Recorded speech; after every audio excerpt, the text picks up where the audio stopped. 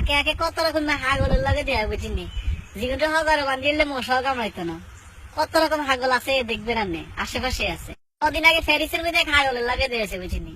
এটা আর একটা বায়ানে বাঙালি বিয়ে কিছু কিনলে বাঙালি মাইয়া তার বালা লাগে না, আর কাছে শুধু সাদা চামড়ার মাইয়া ভালো লাগে, আরিদ্র মাইয়া ভালো লাগে। এতার কথা শুনি আমি মনে করছি এতার বাপ দাদা 14 গোষ্ঠীর জন্ম মনে ফেরিস হয়েছে। তাই এতারে যে গেলাম ভাই এদেশে কি জন্ম নেই, এতে করে না ভাই 2015-তে আইছি। বিশ্বাস করতে না তার এই কথা শুনি আজ এ খটখড়ায় আসি আইছে। কত কষ্ট করে যায় সাবি ধরে রেখছে, এটা খালি আয় জানে আর খোদা জানে। এর হলো আইন আর কি কয় 2 দিনের বৈরাগী রাতের কয় অন্য বুঝিনি। আচ্ছা যাই হোক এর হাতে হাতার লাগে কথা কইতে কইতে খবর এলাম হেতার বাড়ি হচ্ছে নোয়াখালী।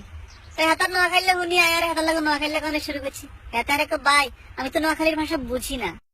আজ গেলাম কিনলে আমি নোয়াখালীর ভাষা আর না।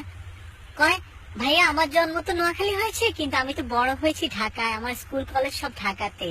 ইয়ে হলো দিয়ে তার কয় ভাইয়া আমি যখন ক্লাস 4-এ পড়ি তখন আমরা ঢাকায় চলে এসেছি, তো এই জন্য আমি নোয়াখালীর ভাষা পারি না। তুই ক্লাস 4 পর্যন্ত পড়িয়েছ নোয়াখালী আর তুই আরেক তুই নোয়াখালীর ভাষা হারসা বেড়া। 14 বছর সৈদারি চাকরি করছি তুই আর আমার কান্টু বিছিনাস কেন? হ্যাঁ এত মতো হলো আইন কত কিছু দেয়াইলো আর কত কিছু দেয়াবি আং ঘরে। আরে মজার কথা হইলো কত হরে হাতার মার ফোন আইছে বুঝিনি। হাতে ফোন ধরি কায় আম্মু আয়ের তখন বুঝি আর কি হাতে যে আল্লাহকে নাটক করে হাতে নোয়াখালীর ভাষা হারে না। সব বলা উচিত বুঝিনি। সিয়ন জিংলে আছে না, সিয়ন জিংলা দিয়ে হোকা টিয়া বাড়া এমন জোরে বাড়ি দেন জীবন আর এসব না করে।